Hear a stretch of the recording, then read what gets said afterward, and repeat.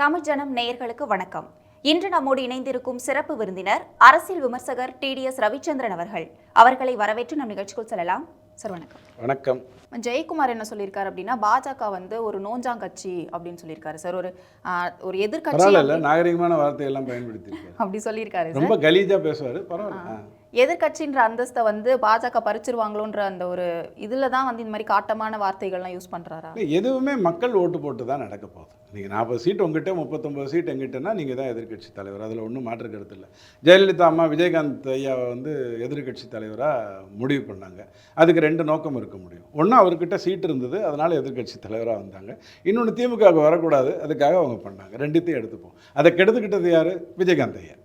So எதிர்கட்சி தலைவராக யார் வரணுங்கிறது நம்பர் ஆஃப் சீட்ஸ் இந்த சட்டசபை தான் முடிவு பண்ணுமே ஒழிய, நீங்கள் சொல்கிறதுனால ராகுல் காந்தி ஐயா 4 சீட் இருந்தாலும் எதிர்கட்சி தலைவராக உட்காரவே முடியாது. ஸோ அந்த சீட்டு தான், நம்பர் ஆஃப் சீட்ஸ் தான் எப்போதுமே டிசைட் பண்ணும். ஸோ ஜெயக்குமார் ஐயா எதிர்கட்சி அந்தஸ்து வேணும்னு நினைக்கிறான்னு கேட்டால், சாரி, அண்ணாமலை ஐயா ஸ்ட்ரைட்டாக வின் பண்ணுறதுக்கு தான் போகிறாரு ஒழிய இந்த 2-3த்துக்குள்ளெல்லாம் அவர் போகணும்னு நினைக்கவே இல்லை. எனக்கு தெரிஞ்சு எந்த ஒரு அதீத தன்னம்பிக்கை இல்லாமல், அதீத நம்பிக்கைகள்லாம் இல்லாமல் தெள்ள தெளிவாக பிளாட் பண்ணி தலைவனாக இருந்தால் தான் அதை செயல்படுத்த முடியும். முதல்வனாக, அதாவது அண்ணாமலை ஐயா முதல்வராவான்னு நான் சொல்லலை, பிஜேபி ஆட்சி அமைத்தால் தான் நிறைய விஷயங்களை நல்லது பண்ண முடியும் தான் அவர் நினைக்கிறார் ஒழிய இந்த 2, 3, 4க்குள்ளெல்லாம் அவர் போய் சிக்கிக்க மாட்டார். சார், ராகுல் காந்தி அவர்கள் திரு மோடியை குறித்து டைரக்டாக அவதூறாக பேசுகிறாரு. பட் மோடி திருப்பி ரிட்டர்ன் பதில் சொல்லும்போது இண்டி கூட்டணி அப்படின்னு சொல்லிட்டு ஒரு பொதுவாக தான் விமர்சனங்களை முன்வைக்கிறாரு. அப்போது தனக்கு ஒரு எதிரான ஒரு தலைவராக கூட ராகுல் காந்தியை மோடி எடுத்துக்கல அப்படின்னு நினைக்கிறேன். ரொம்ப தவறான ஒரு கருத்து. நேர்மையாக பார்ப்போம். என்ன நீங்கள் பாராட்டுறதுக்கு 10 விஷயம் இருக்கலாம், என்ன நீங்கள் விமர்சிக்கிறதுக்கு கூட 20 விஷயம் இருக்கலாம். ஆக நான் 30 விதமாக அவங்கள அட்டாக் பண்ணுறேன். 20ல் என்ன நீங்கள் திட்டுறீங்க, 10ல் என்ன நீங்கள் பாராட்டுறீங்க, வேற ஒருத்தர் 29ல் பாராட்டுவார், 1த்தில் திட்டுவார். ஆனால் 30 விதமாக நான் உங்களை தாக்குறேன். அதனால் நான் விமர்சன பொருளாக மாறுறேன். ஆனால் ராகுல் காந்தி ஐயா விஷயத்தில் நீங்கள் என்ன சொல்ல முடியும்?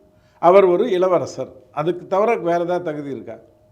நான் அவருடைய அறிவு, திறன் அதெல்லாம் பேசுகிறதுக்கு எனக்கு தகுதி கிடையாது, நான் அதெல்லாம் பேச மாட்டேன். ஆனால் ராகுல் காந்தி ஐயா அப்படின்னு சொன்ன உடனே இன்னாரின் கொள்ளு பேரன், இன்னாரின் பேரன், இன்னாரின் மகன், இதை தவிர வேறு ஏதாவது டேக் இருக்கா? எதுவுமே இருக்கிறதுக்கு வாய்ப்பில்லை. உதயநிதி ஐயாவை எடுத்துக்கோங்க, அவர்கிட்ட வேறு ஏதாவது டேக் இருக்கா? இன்னாரின் மகன்கிறத தவிர வேறு ஏதாவது டேக் இருக்கா? ஒரு படத்தில் ரொம்ப நல்லா நடித்தார், நான் இல்லைன்னு சொல்லலை. அதுக்கப்புறம் எந்த படத்துலையும் அவர் பாவம் நடிக்கலை, அதனால் எல்லா படமும் ஊற்றி மூடிச்சு, அது வேறு விஷயம். ஆனால் இன்னாரின் மகன்னு சொல்கிறத தவிர வேறு ஏதாவது டேக் இருக்கான்னு கேட்டால் இல்லை.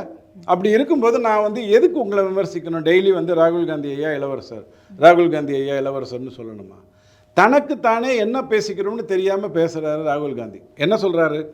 பிரைம் மினிஸ்டர் ஆஃபீஸ்க்கெலாம் நான் போயிருக்கேன், நிறைய பிரைம் மினிஸ்டர் ஆஃபீஸ்க்கு நான் போயிருக்கேன், யாருக்குமே ஏழையை பற்றி சிந்தனை இல்லைங்கிறாரு. எனக்கு தெரிஞ்சு இந்தியாவில் வாஜ்பாய் ஐயாவை தவிர, மோடி ஐயாவை தவிர வேறு யாருமே இவருக்கு ஆப்போசிட்டாக பிரதம மந்திரியாக இருந்திருக்கிறதுக்கு வாய்ப்பில்லை. இவருடைய வயசுக்கு இவர் ஐக்கிய குஜராலையோ அல்லது அதுக்கு முன்னாடி இருந்த சந்திரசேகர் ஐயாவையோ அதுக்கு முன்னாடி இருந்தவங்கள பார்த்துருக்கிறதுக்கு வாய்ப்பில்லை. யாரை பார்த்துருக்க முடியும்? நரசிம்மராவ் ஐயாவையோ மன்மோகன் சிங் ஐயாவை தான் இவர் பார்த்துருக்க முடியும். பிரதம மந்திரி அலுவலகத்துக்கு போய் பிரதம மந்திரி வேலை செய்யக்கூடிய இவங்க 2 பேரை தான் பார்த்துருக்க முடியும். நரசிம்மராவ் கிட்ட போகும்போது வாங்க வாங்க ஐஸ்கிரீம் வாங்கி தரேன்னு இருப்பார், அதோட மேட்ரு முடிஞ்சிருக்கும். மன்மோகன் சிங் ஐயாவது எந்திரிச்சு நின்றுருப்பார், பெரிய ஞானி, ரொம்ப பெரிய அறிவாளி, இருந்தாலும் மரியாதை கொடுக்க தெரிஞ்சவருங்கிறதுனால எந்திரிச்சு நின்றுருப்பார். இப்போ யாரை விமர்சிக்கிறார் இவர்? பிரைம் மினிஸ்டர் ஆஃபீஸில் ஏழைகளை பற்றி சிந்தனையே இல்லைன்னு யாரை? நரேந்திர மோடி ஐயா இருக்கிற இடத்துக்கு இவர் வரவே மாட்டார். ராமர் இருந்தாலே வரமாட்டார். ராமர் கண் திறக்கிறாருனாலே நரேந்திர மோடி ஐயா இருக்கிற இடத்துக்கு ராகுல் காந்தி ஐயா வரமாட்டார். அப்போ பார்த்துருக்கிறது இவர் மன்மோகன் சிங் ஐயா மட்டும் தானே பார்த்துருக்க முடியும். அப்படி பார்த்துட்டு இவரே விமர்சனம் பண்ணுறாரு, அவங்க ஏழைகளுக்கு எதுவும் சிந்தனைக்கு.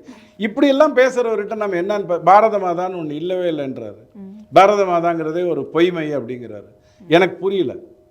எனக்கு என்னுடைய அம்மா நல்லா தெரியும், எங்கள் பாட்டியை பற்றி எனக்கு ஓரளவுக்கு நல்லா தெரியும், அதுக்கு மேலே இருக்கிறவங்களே எனக்கு தெரியாது. அவங்க இல்லாமல் போயிட்டாங்களா? அவங்க இல்லாமையா நான் வந்துட்டேன்? அப்போது அது ஒரு பிம்பம் அப்படின்னு சொல்கிறாரு. எதுக்கு பேசுகிறோம்னே தெரியாமல் பேசுகிறவரை எப்படி உட்காந்து டெய்லி காலையில் விமர்சிக்கிறது? கொசுவாக இருந்தாலும் நம்மளை கடித்தா தானே நம்ம அதை அடிக்க முடியும், இல்லைன்னா நாம் ஏன் போய் அதை அடிக்க போகிறோம்? ஸோ இதனால் நீங்கள் ராகுல் காந்தி ஐயாவை அவர் மதிக்கலன்னு நினைக்கவே நினைக்காதீங்க. இவங்க எல்லாரும் சேர்ந்து என்ன பண்ணாங்க? 400 சீட்லேயும் ஒற்றை வேட்பாளரை நிறுத்தினால் மோடியை வீட்டுக்கு அனுப்பிட முடியும். அதுதானே இந்தி கூட்டணியோடைய ஆரம்பம். இவங்களாம் நிறுத்த முடியல. காங்கிரஸ் 330 சீட்டில் நிற்கிது. அதில் ஒருத்தருக்கு ஒருத்தர் கிறிஸ் கிராஸ் பண்ணி இவங்களே கிட்டத்தட்ட ஒரு 150 தொகுதியில் இவங்களே ஒருத்தருக்கு ஒருத்தர் போட்டி போட்டுக்கிறாங்க. ஆனால் நாளைக்கு ஏதாவது ஒன்று நடந்ததுன்னா ராகுல் காந்தி ஐயாவை தான் பிரதம மந்திரியை ஆக்கிறதுக்கு நினைப்பாங்க. ஏன் அப்படி நினைப்பாங்கன்னா, ஸ்டாலின் ஐயாவுக்கு வந்து இங்கேயே நிறைய வேலை இருக்குது. உதயநிதி ஐயாவுக்கு நான் ஏற்கனவே சொன்னேன், நிறைய கேஷ் கவுண்டிங் மிஷின்லாம் வாங்கி வச்சுக்கிட்டு அந்த 30,000 கோடி 20,000 கோடி என்ற வேலையெல்லாம் இருக்குது. இவர் டெல்லிக்கு போக மாட்டார், கனிமொழி அக்காவை மட்டும்தான் அனுப்பிச்சி வைப்பாங்க. ஸோ அங்கே யார் பிரதமராக இருந்தால் இவங்களுக்கு சேஃபு? ராகுல் காந்தி பிரதமராக இருந்தால் தான் இவங்களுக்கு சேஃப். அதே மாதிரி தான் லல்லுவுக்கு, அதே மாதிரி தான் மற்றவங்களுக்கு. ஸோ இவங்க எல்லாரும் ஒதுங்கிட்டு நீங்களே இருந்துக்கப்பா, எனக்கு ஒன்றும் பிரச்சனை இல்லை, நாங்கள் இங்கேயே நல்லா சம்பாதிச்சுன்னு இருக்கோம், ஒன்றும் ப்ராப்ளம் இல்லை, அப்படி தானே இருப்பாங்க. ஸோ இந்த சூழ்நிலையில் அவரை நான் என்னன்னு நினச்சி டெய்லி விமர்சனம் பண்ணணும்? என்ன நீங்கள் விமர்சிக்கிறதுக்கு 20 காரணம் இருக்குது. ஏன்னா நான் செயல்படுறேன், நீங்கள் விமர்சிக்கிறீங்க. என்னை பாராட்டுவதற்கு 10 காரணங்கள் இருக்குது. ஏன்னா நான் மிதமிஞ்சிய வேலையை செய்கிறேன், நீங்கள் என்னை பாராட்டுவீங்க. உங்களை நான் என்னன்னு சொல்லி விமர்சிக்கணும்? ஏதாவது ஒரு காரணம் இருக்கணும்ல. அதே மாதிரி பிரதமர் வேட்பாளர் வந்து யார் அப்படின்னு கேட்கும்போது பிரியங்கா காந்தி வந்து ராகுல் காந்திக்கு இல்லாத தகுதி இல்லை, ராகுல் காந்திக்கு எல்லா தகுதியும் இருக்குது பிரதமர் வேட்பாளர் ஆகிறதுக்கு அப்படின்னு சொல்லியிருக்காங்க. ஸோ அப்போ ராகுல் காந்தியை தான் வந்து பிரதமர் வேட்பாளரை நிற்க வைக்கிறதுக்காக ஒரு இது பல்லக்கு தூக்கிகளாக தான் இவங்க பிளானே பண்ணாங்க. 5 தொகுதியிலேயே இவங்க கூட்டணியை ஏறத்தாழ அமைச்சிட்டாங்க. 5 மாநில கூட்டணிக்கு முன்னாடி ஏறத்தாழ இவங்கெல்லாம் ஒன்று சேரணும்னு சமோசாலாம் சாப்பிட்டாங்க. அப்போ அந்த 5 மாநில தேர்தலையே அவங்க எல்லாரும் கூட்டணியாக அமைஞ்சிருந்தாங்கன்னா சௌரியமாக இருந்திருக்கும். ஏன் அமையலை? மத்திய பிரதேசில் காங்கிரஸுக்கு தானே ஜெயிச்சிருவேன், இவங்களெல்லாம் கூப்பிட்டு போய் எதுக்கு என்ன வேலைன்னு நினச்சி, ராஜஸ்தானில் நான் எப்படியும் ஜெயிச்சிருவேன், சத்தீஸ்கரில் நான் எப்படியும் ஜெயிச்சிருவேன்னு மிதமிஞ்சிய ஒரு நம்பிக்கை இருந்தது. கடைசி வரைக்கும் சொல்லிட்டு இருந்தாங்க, 3துலேயுமே பிஜேபி தோக்கும், இப்படி தான் சொல்லிட்டு இருந்தாங்க. ஸோ அப்போ அவங்க என்ன நினச்சாங்க, இவங்களெல்லாம் கூப்பிட்டு போய் என்ன பண்ண போகிறோம், நான் பிஎம்டபிள்யூவில் போகிறேன், எனக்கு டிரைவர் இருந்தால் போகிறோம். ஆனால் பாராளுமன்ற தேர்தலில் நான் பல்லக்கில் போகிறேன் அல்லது ஒரு தேரில் உட்கார்றேன், என்னை இழுக்கணும் அல்லது தூக்கணும், அதுக்கு ஆள் வேணும். அதுக்கு தான் இந்த மமதா, கெஜ்ரிவால், ஸ்டாலின் ஐயா, இவர் லல்லு பிரசாத் இவங்களெல்லாம் அவங்க வந்து ஒருங்கிணைத்து என்னை தூக்கி விடுங்கப்பா அப்படி சொல்கிறதுக்கு தான் அவங்க பண்ணாங்க. ஸோ இந்த மாதிரியான ஒரு சிந்தனை இருக்கும் பொழுது வேறு யாரை நீங்கள் பிரதமர் ஆக்குவாங்கன்னு நீங்கள் நினைக்கிறீங்க? கண்டிப்பாக ராகுல் காந்தியை தான் ஆக்கணும்னு நினைப்பாங்க. ஆனால் அதற்கான ஏதாவது ஒரு வேலையை பண்ணியிருக்கணும்ல. இப்போ நீங்கள் பாஸ் பண்ணிட்டீங்கன்னா என்னுடைய கிளினிக்லேயே உங்களை நான் டாக்டராக போடுறேன் அப்படின்னு நான் சொல்லுவேன். நீங்கள் +2லேயே ஊற்றி மூடிக்கிட்டிங்கன்னா உங்களை வச்சுட்டு நான் என்ன பண்ண முடியும்? கம்பவுண்டராக கூட ஆக்க முடியாது. நான் கம்பவுண்டர் வேலையை குறைச்சி மதிப்பிடுறேன்னு நினைக்காதீங்க, +2ங்கிறதுனால சொல்கிறேன், அது கூட ஆக்க முடியாது. ஆக பிரியங்கா வந்து வேறு யார் பேரை சொல்ல முடியும்? வாத்ரா பேரை சொன்னால் குடும்பத்திலே பிரச்சனை வந்துடும். ராபரேலி ஸ்ட்ரீட்டில் வாத்ரா நின்றுக்க முடியாது, நிற்க வச்சிருக்கலாம்ல. பிரியங்கா வந்து அமேத்தியில் நிற்க வச்சிருக்கலாம்ல, ஏன் பண்ணலை? நான் தான் அந்த வெறி, அதனால தான் பாவம் கீழே நிற்கிறீங்க. மோடியால் தென்னிந்தியாவில் நம்ம நினச்ச அளவுக்குலாம் வர முடியாது அப்படின்ற மாதிரியான ஒரு விஷயங்கள் வந்து எதிர்க்கட்சி தரப்பில் ரொம்ப பயங்கரமாக பேசிட்டு இருக்காங்க. தென்னிந்தியாவில் மோடிக்கு வந்து வரவேற்பு கம்மி தான் அப்படின்னு பேசுகிறாங்க. ஆக்சுவல் ப்ராப்ளம் என்னங்கிறத நான் தொடர்ந்து கிட்டத்தட்ட ஒரு 7 மாதமாக சொல்லிகிட்டு இருக்கேன். ஐயா, பிஜேபி 343 சீட்டில் தான் ஜெயிக்குது, தோக்குது. 200 சீட்டில் 3 தேர்தலாக அது தோற்றுருக்கு. அது தமிழ்நாடு, ஆந்திரா, கேரளா, தெலுங்கானாவில் கொஞ்சம், வெஸ்ட் பெங்காலில் பாதி, ஒரிசாவில் பாதி, மகாராஷ்டிராவில் கொஞ்சம்னு 3 தேர்தல்களாக தோற்று கொண்டு வருது. எந்த சீட்டு? 200 சீட்டு. அப்போ அது ஆட்சி எப்படி அமைக்குது? வெறும் 343 சீட்டில், அதாவது 60 மார்க்குக்கு எக்ஸாம் எழுதி 60 மார்க் வாங்குது. மீதி 40க்கு அது படிக்கவே இல்லை, அல்லது அது படித்தது பதில் சரியாக வரல. 200 தொகுதி அவ்வளோதான் போயிட்டுருக்கு. அப்போ போன தேர்தல் முடிந்த உடனேவே இந்த 200 தொகுதியை அவங்க கான்சென்ட்ரேட் பண்ணுறாங்க. 2009 நான் ஏன் தோத்தேன்னு பார்க்குறாங்க, 2014 தெளிவடைகிறாங்க, 2019 ஸ்ட்ராட்டஜைஸ் பண்ணுறாங்க. இந்த 200 தொகுதியை நான் அட்டாக் பண்ணணும். இந்த 200 தொகுதி பிரதானமாக எங்கே இருக்குது? தென்னகத்தில் இருக்குது. நான் சொன்னேன் இல்லையா, ஆந்திரா, தெலுங்கானா, தமிழ்நாடு, மகாராஷ்டிரா கொஞ்சம், இது எல்லாம் ஒடிசா எல்லாமே இந்த போர்ஷனில் இருக்குது. ஒடிசா ஆஃப்கோர்ஸ் கொஞ்சம் தாண்டி போயிடுச்சு. ஆக இந்த இடங்களில் மட்டும் நான் ஜெயிக்கிறதுக்கு என்னென்ன பண்ணணுமோ பண்ணுறேன். இங்கே அண்ணாமலை ஐயாவை கொண்டு வரேன், அந்த இடத்துல பொம்மை ஐயாவை கொண்டு வந்துட்டு, ஆனால் நான் வந்து என்ன ஸ்ட்ராங் பண்ணணுமோ அந்த ஸ்ட்ராங்கை நான் பண்ணுறேன். மகாராஷ்டிராவில் சிவசேனா விஷயத்தில் எந்த தப்பும் பண்ணாமல் அவங்களுக்கான வாய்ப்புகளை கொடுக்குறேன். ஒடிசாவில் நான் முயற்சி பண்ணுறேன், ஆனால் தமிழ்நாட்டில் நம்ம சாவியை தூக்கிட்டு வந்தவர் விடமாட்டேங்கிறாரு, அதனால் அங்கே ஒப்பந்தம் வரல. ஸோ ஸ்ட்ராட்டஜைஸ் ரொம்ப தெளிவாக பண்ணுறாங்க. அப்போ இந்த 200லேருந்து அவங்க ஒரு 50 சீட்டு ஜெயிச்சாங்கன்னு வச்சுக்கோங்க, 303லேருந்து ஒரு 25 சீட்டு தோத்துட்டாங்கன்னு வச்சுக்கோங்க. இப்போ இந்த 328 சீட்டு எப்படி இருக்கும்? 50 சீட் தென்னகத்திலேருந்து, 200 அங்கே நார்த் ஈஸ்ட் வெஸ்ட்லேருந்து இருக்கும். இன்றைக்கி இருக்கிற சூழ்நிலை எப்படி இருக்குது? 303மே நார்த் ஈஸ்ட் வெஸ்ட்டாக இருக்குது, சவுத்தே இல்லை. நான் சொல்ல புரியுதா உங்களுக்கு? ஸோ இதை தான் ஸ்ட்ராட்டஜைஸ் பண்ணுவாங்க. இந்த ஸ்ட்ராட்டஜைஸ் பண்ணி உள்ளே வந்துட்டாங்க அப்படின்னு சொன்னால் கண்டிப்பாக இந்தியாங்கிறது இந்த வடக்கு வாழ்கிறது, தெற்கு தேய்கிறது, தமிழ்நாடுங்கிறது அது, தமிழ்நாடுங்கிறது இது, இந்த கதையெல்லாம் அடிபட்டு போயிடும். நீங்க சொன்னதே தான் சார் அண்ணாமலை அவர்களும் அமித்ஷா அவர்களும் சொல்லியிருக்காங்க. தேர்தல் முடிவுகளுக்கு அப்புறம் அவங்க வடக்கு சொன்னதே தான் தெற்கு நான் சொல்லியிருப்பேன். அவங்க தானே இருப்பாங்க.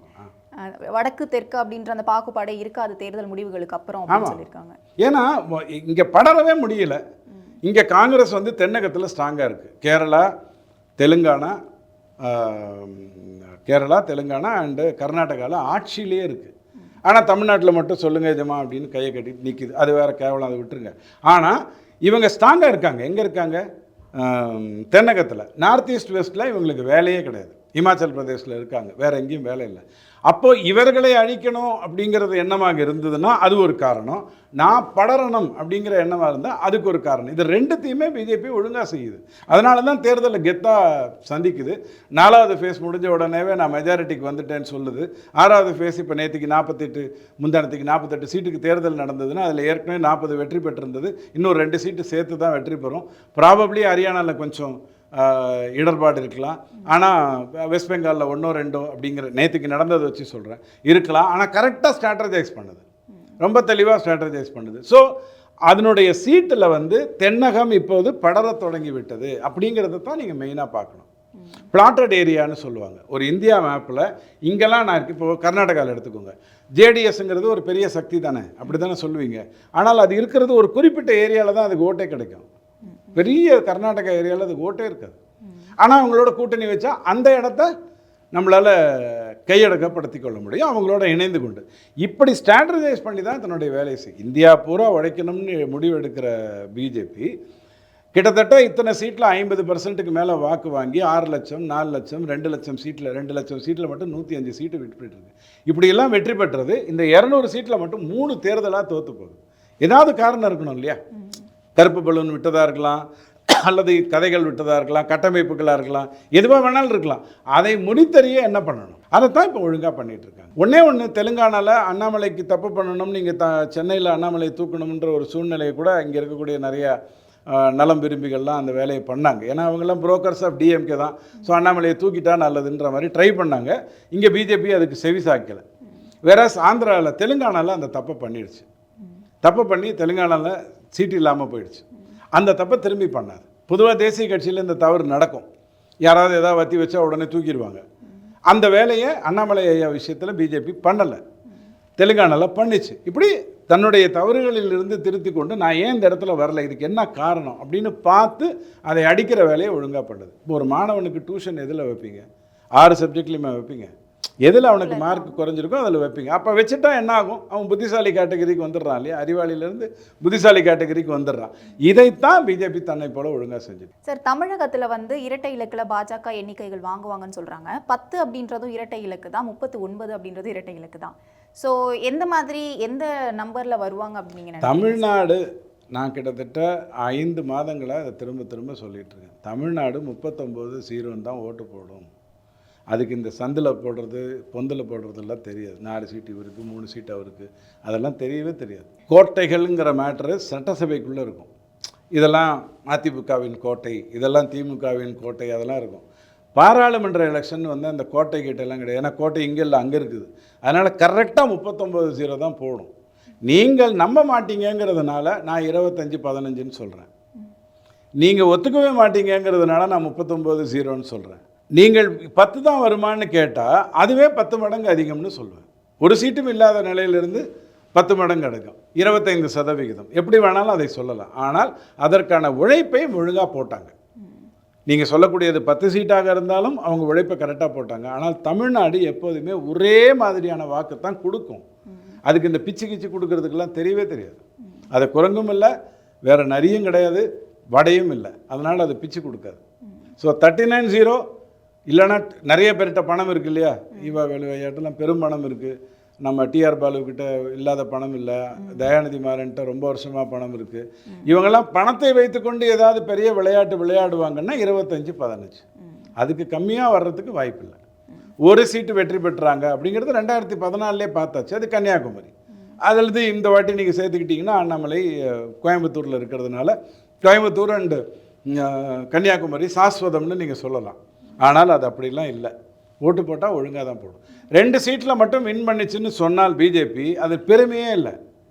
தமிழ்நாடு புறக்கணித்து விட்டது. கன்னியாகுமரியில் ஒழுங்காக வேலை செஞ்சீங்க, அதனால் வேறு வழி இல்லாமல் அண்ணாமலையை தமிழ்நாடு பூரா போட்டுறாங்க, அதனால் கோயம்புத்தூருங்கிறதோடு முடிஞ்சிடும். அது 25-15 இல்லைனா 39-0 தான். பல முக்கிய தகவல்களை தமிழ் ஜனம் வாயிலாக பகிர்ந்தமைக்கு ரொம்ப நன்றி சார். தேங்க்யூ. நேயர்களை மீண்டும் ஒரு நிகழ்ச்சியில் சந்திக்கலாம். வணக்கம்.